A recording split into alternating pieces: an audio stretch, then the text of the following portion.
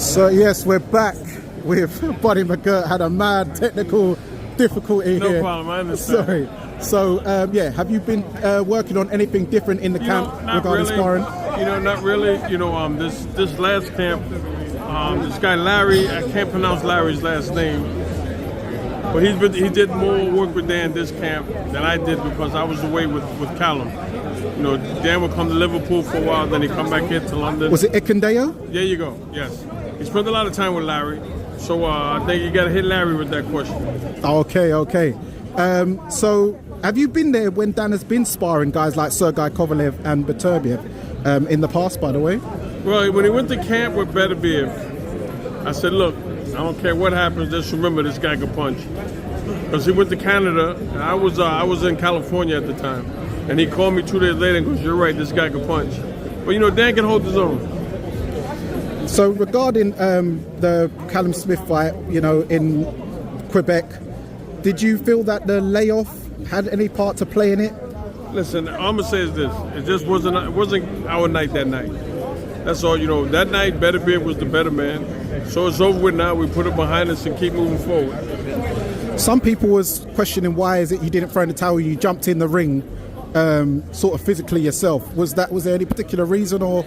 Because I know I heard you say Mark Ramsey also jumped in as well, which was a bit strange. Ramsey jumped in after I jumped in, because once anybody jumps in the ring, the fight is officially over. Yes. You know what I mean? And what happened was the commission was trying to get the referee's attention, but he couldn't because we was behind the ref.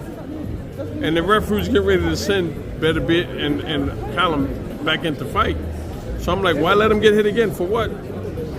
So I jumped up on the ring, and the commissioner was yelling at me to get down, and I was getting ready to jump through the ropes, but then Ramsey jumped in the ring, and then the referee looked at Mark and then turned around and saw me. I was like, yo, that's it. But if Mark Ramsey didn't jump in the ring, I was going to continue to get in the ring and touch the referee on the shoulder, like, yo, that's it. They tell him, oh, you could have got fined. So what? Fine me. But what do you want me to do? Sit and let my guy get hit or worry about a fine? Fine me. If you're going to fine me, fine me. It is what it is. Much respect, real talk.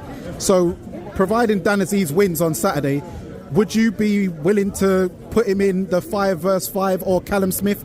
I know Saudi are looking to put on a few shows. Would you be looking to put one of your light heavyweights in the sweepstakes in that? Well, my thing is this. Let me get by Saturday first. Let Dan get through Saturday first, and then we'll talk about that. I don't like to put the cart before the horse. And last question, the week after, in a few weeks, we've got Tyson Fury versus Usyk. How do you see that one going? I got to go with Fury. He's good at he's very good at using his height and his size to his advantage. And have you heard anything about Jair Pataya, about the sparring stories? What do you make about that, him dropping him? Whatever happens in camp and what happens as a fight is two different things. Thank you very much, sir, for your time. It's the legend, Buddy Mcgirt. Thank you very much, sir. Take care. It's Danny Glover from Fight Fan TV Live. And remember, guys, persistence beats resistance. You know where it is. All day, every day. In that order.